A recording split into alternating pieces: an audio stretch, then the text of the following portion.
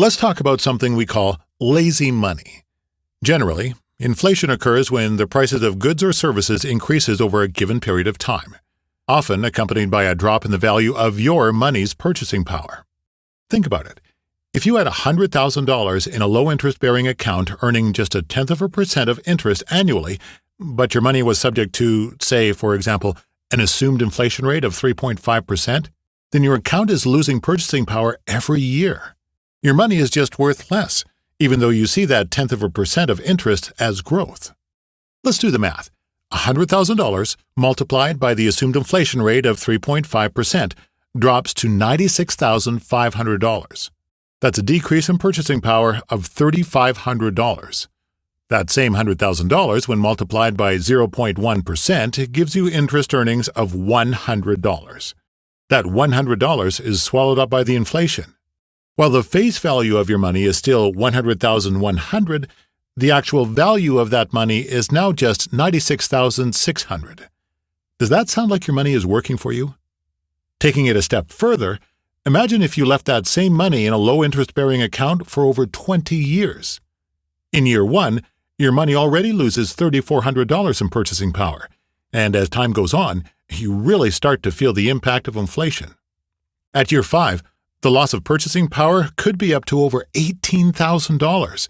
At the end of year 10, $40,000 plus. So, what happens at 20 years? If you can believe it, at this rate, you could be looking at a drop in purchasing power of almost $97,000.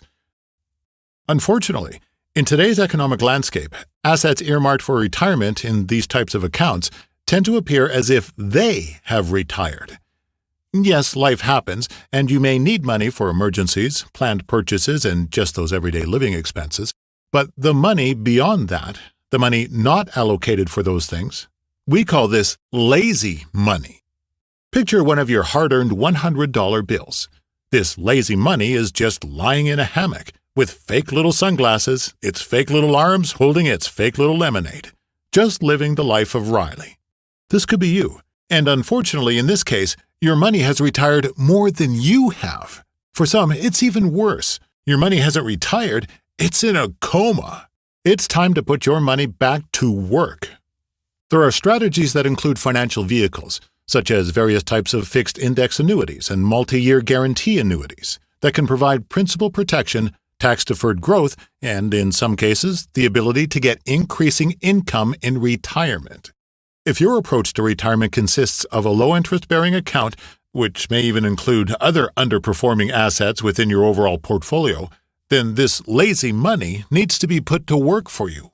Schedule an appointment today with your financial professional for a complimentary, no-obligation personal meeting to explore your retirement options and the financial vehicles that may be able to help you have the retirement you want. You have a choice. Why not choose to explore ways to help your retirement be the best time of your life?